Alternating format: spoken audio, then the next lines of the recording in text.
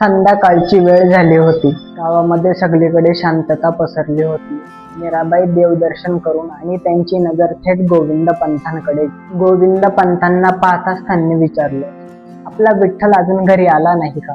गोविंद पंत म्हणाले, हो मग आज तर तो यायचा होता. पण मीराबाईंची काळजी काही कमी झाली नाही. त्या म्हणाल्या, पण अजून का बरं आला नाही? गोविंद पंत हसले आणि म्हणाले, अगं पैठणचा रस्ता सोपा नाही, काट्याकुट्यांचा आणि दगडधोंड्यांचा आहे. काळजी नका करू, आपला विठ्ठल येईलच. आणि तेवढ्यात बैलगाडीच्या घुंगरांचा आवाज मीराबाईंच्या कानावरती पडला. तो आवाज ऐकताच त्यांनी थोडासाही विलंब नाही केला. मीराबाई लगेच म्हणाल्या, बैलगाडीतून आपलाच विठ्ठल आलेला असणार. त्या चटकन दाराकडे धावल्या आणि त्यांच्या मागोमाग गोविंद पंतही आले.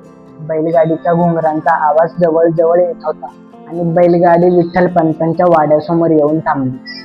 बैलगाडीतून एक सुंदर गोरा मुलगा खाली उतरला. त्याचा प्रसन्न चेहरा, तेजस्वी डोळे, मजबूत शरीर आणि अंगावर साधा सदरा होता. विठ्ठलाला पाहताच मीराबाईंच्या आनंदाला पारावार उरला नाही. कित्येक दिवसांनी आपल्या लेकराला पाहताना त्यांचा आनंद त्यांच्या डोळ्यामध्ये स्पष्ट दिसत होता. मायेनं विठ्ठल पंतांच्या मस्तकावरून हात फिरवीत मीराबाई म्हणाल्या, विठ्ठला, लेकरा किती वेळ वाट पाहायला लावलीस रे.